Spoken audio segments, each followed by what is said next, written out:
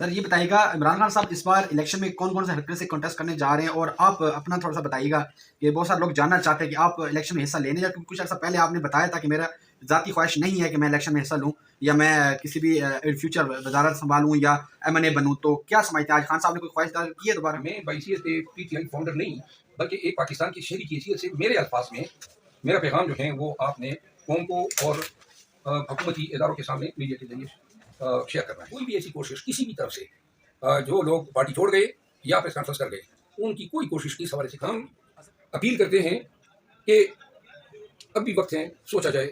अगर फेयर और transparent election नहीं होते हैं तो हालात जो हैं वो इम्प्लोड, ये लफ्ज़ उनका था कि वो ऐसे ही इम्प्लोड होंगे। 16 महीनों में पाकिस्तान की जो हालत कर दी है, वही लोगों को अब दोबारा लाने की कोशिश की जा रही है कि वो अब आके इसको संभालेंगे। 2 बजे पाकिस्तान तहरीक इंसाफ की लीगल टीम खान साहब के साथ मुलाकात के लिए अडियाला जेल गई और इनमें जो है मैं और उमर न्याजी साहब, इंतज़ार पंजोता साहब और शोएब शाहीन साहब, ये चारों हम गए वहाँ पे केसेस के हवाले से, पार्टी के हवाले से, और जो पंजाब में स्पेसिफिकली क्रैक डाउन हुआ है पीटीआई के वर्कर्स पे, ऑफिस बियरर्स पे, ये तमाम मामला जो हैं मेरे पास आए।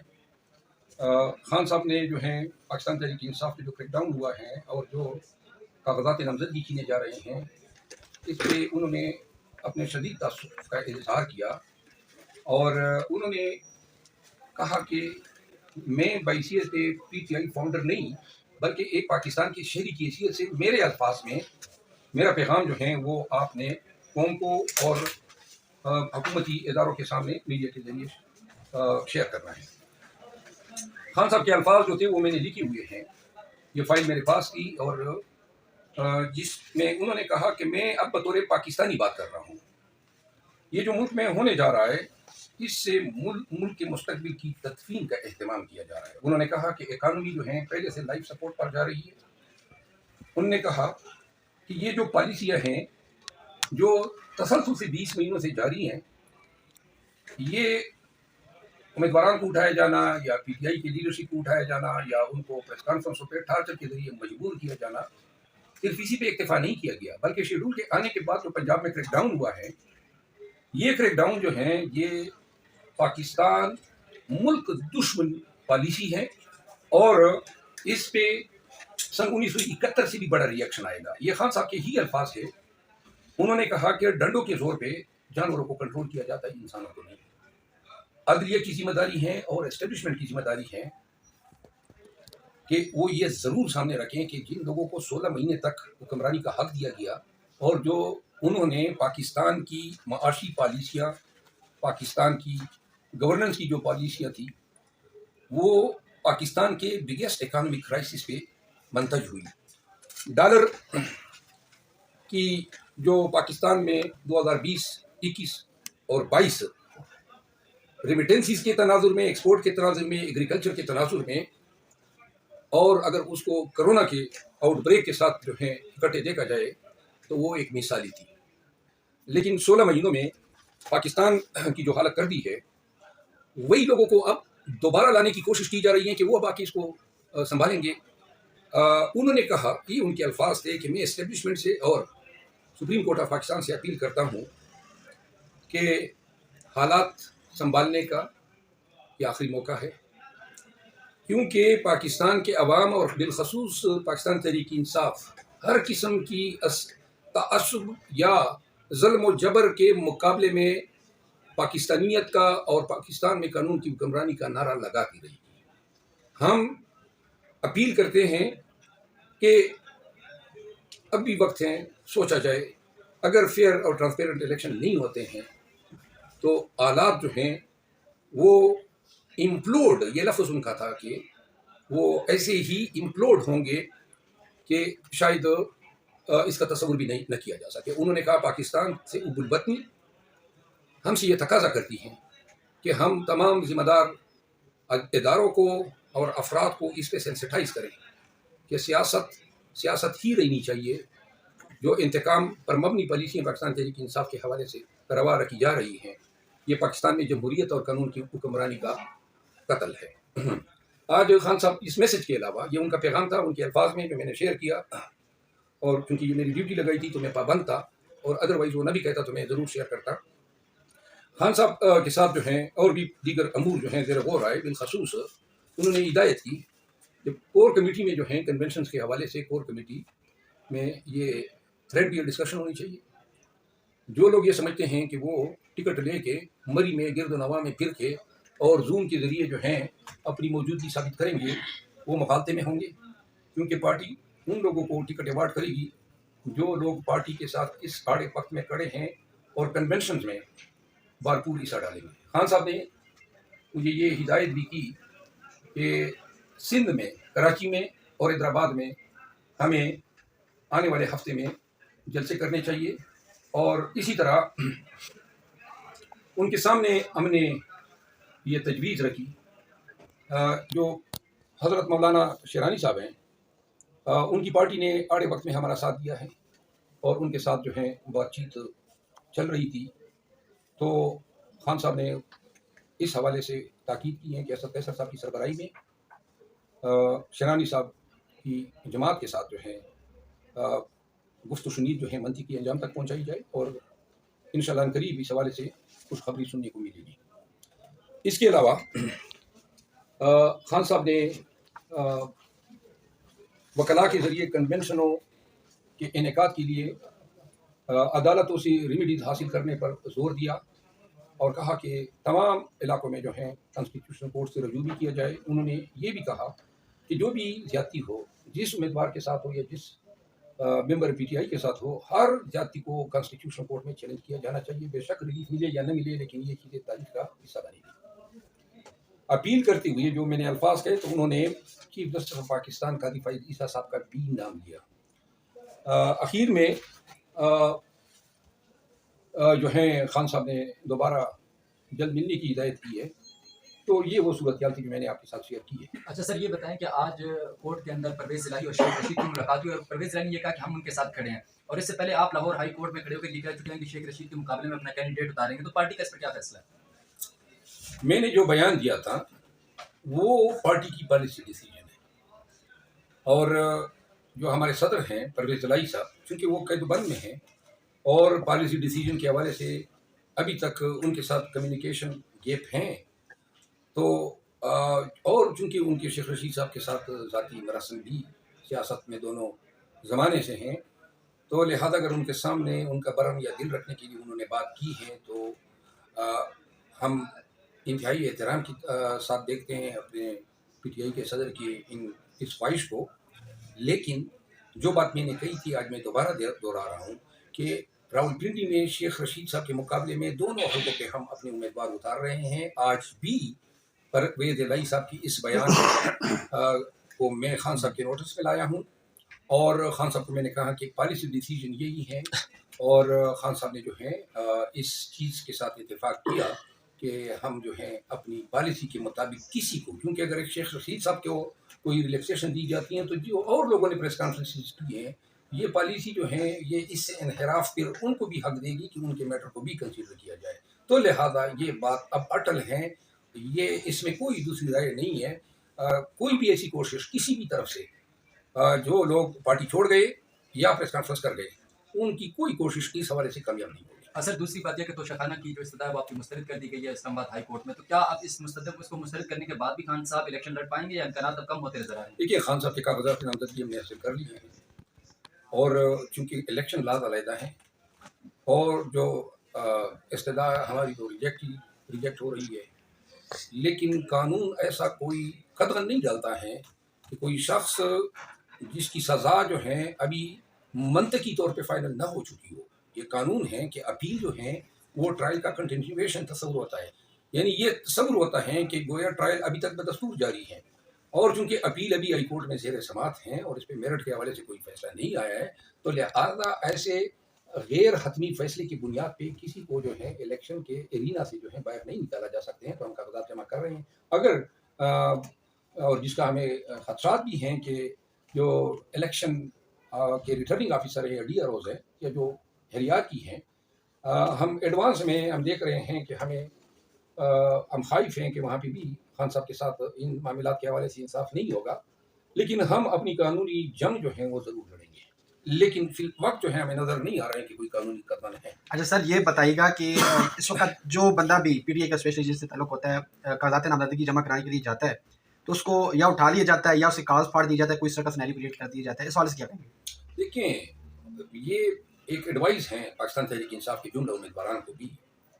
कानून में किसी भी उम्मीदवार के ज़ाती तौर पर पेश होने की कोई रिक्वायरमेंट नहीं है, तो लिहाजा ये वकला के ज़रिए भी हो सकते हैं, रिश्तेदारों के ज़रिए भी हो सकते हैं, और उनको कोई ज़रूरत नहीं है कि वो खुद जाएं और ये तकालीफ का सामना करें।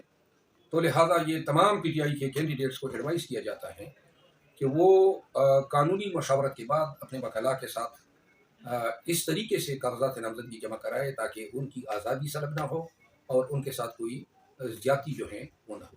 सर ये बताइएगा, इमरान खान साहब इस बार इलेक्शन में कौन कौन से हल्के से कॉन्टेस्ट करने जा रहे हैं, और आप अपना थोड़ा सा बताइएगा कि बहुत सारे लोग जानना चाहते हैं कि आप इलेक्शन में हिस्सा लेने, या क्योंकि कुछ अर्सा पहले आपने बताया था कि मेरा ज़ाती ख्वाहिश नहीं है कि मैं इलेक्शन में हिस्सा लूँ या मैं किसी भी फ्यूचर वजारत संभालूँ या एमएनए बनूँ, तो क्या समझते हैं आज खान साहब ने कोई ख्वाहिश जाहिर की है दोबारा?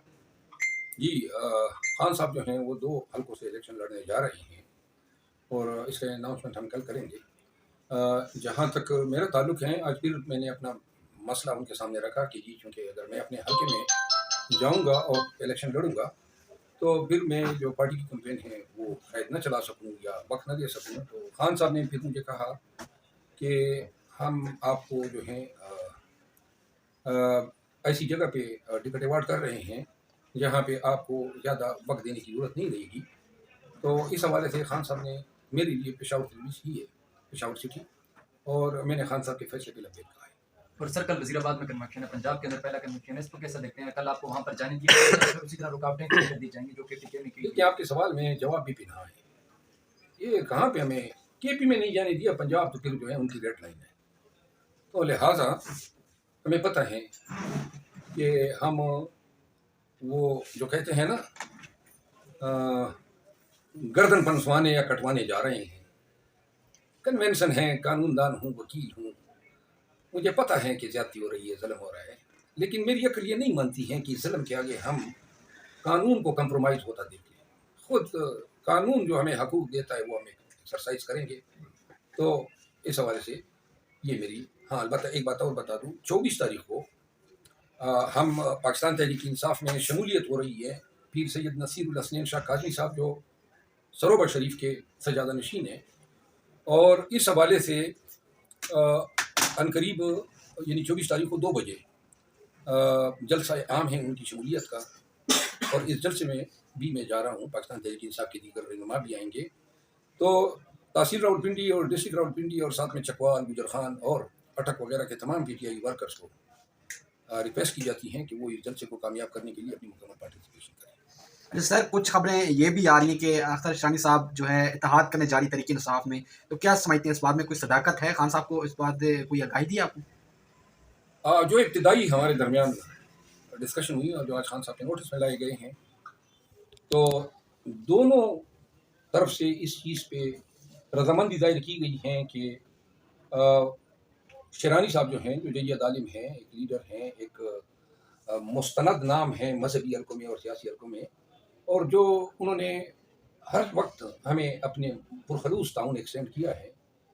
तो इस चीज़ पे मद्देनज़र में इत्तेफाक हुआ है कि अगर जो हमारे साथ मामलात सेटल होते हैं और जो तकरीबन हो चुके हैं, तो इंशाअल्लाह जल्द पाकिस्तान तहरीक इंसाफ जो है ये खुशखबरी सुनेगी कि ये सब हमारे साथ हमारी निशान पे, बेट के निशान पे, हमारे ही बन के इलेक्शन लड़ेंगे। मनोज साहब, ये बताइएगा कि बलूचिस्तान से लापता अफराद के लिए एक बहुत बड़ा रेला आया है, लोगों का हजूम आया है, तो उसको इदारों ने आने नहीं दिया। प्रेस क्लब में कुछ लोग मौजूद थे, उनके ऊपर शेलिंग की गई, वाटर कैनन के जरिए पानी फेंका गया और लेडीज पर तशद्दुद, डंडे बरसाए गए। इसके हवाले से खान साहब को मैसेज आपने पहुंचाया और उन्होंने क्या आगे जवाब दिया बलूचिस्तान के लोगों के हवाले से? खान साहब ने कहा कि ऐसे वक्त में इस्लामाबाद जैसी जगह पे इस तरह के जर्म का इर्तिकाब कैपिटल पुलिस की तरफ से इंतहाई गिनाना है, बिलखसूस ख़वातीन के साथ जो है जो रवैया जो जुल्म किया गया। शदीद अल्फाज में उन्होंने इनकी मज़म्मत की। पाकिस्तान तहरीक इंसाफ की लीगल टीम को कहा कि मुकम्मल कानूनी मुआवनत फराहम करें, हर महाज पे या हर फोरम पे उनको सपोर्ट करें, और उन्होंने कहा कि अब इस तरह के मजालिम कि वाक़यात जो हैं अब ना अनहोनी हैं और ना जो हैं इससे किसी के कान पे जूं तक रेंग रही हैं। तो लिहाजा खान साहब ने कहा कि हर एक फेल से अपने चेहरे की कराहत में मजीद इजाफा कर रहे हैं।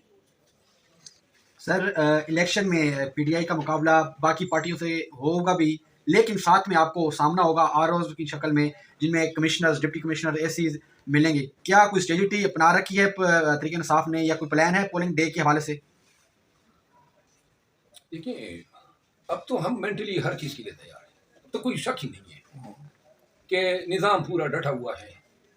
तो लिहाजा ज्यादतियाँ भी होंगी और सर्टनली होंगी, लेकिन क्योंकि कानून जो हकूक मुतय्यन करता है वो कोई RODRO लेगा या इलेक्शन कमीशन लेगा, उन हकूक को जो है इन्फोर्स कराने के लिए कॉन्स्टिट्यूशन ने एक मैकेनिज्म दिया हुआ है।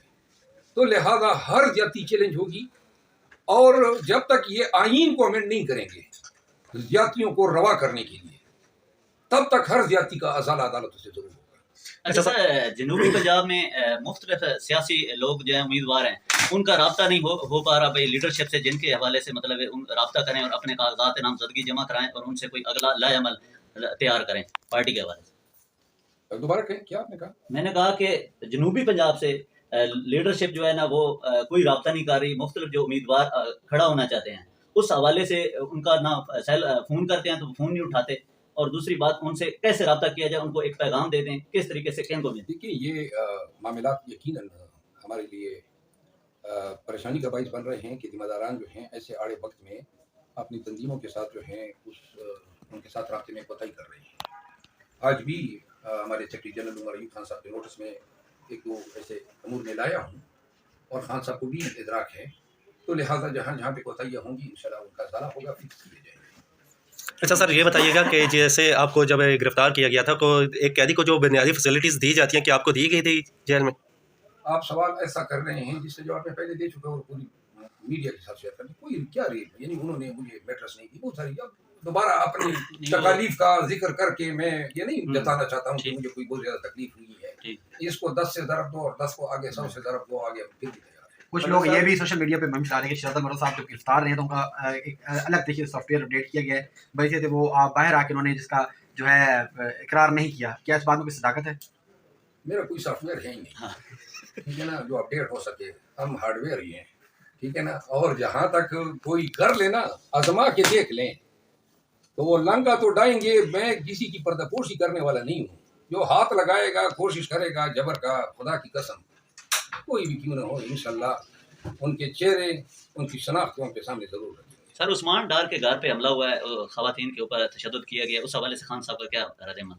ये अमर आज डिस्कस नहीं हुआ। ठीक है। मरद साहब, खान साहब एक बताएं, सेहत के बारे में कौन जानना चाहती है?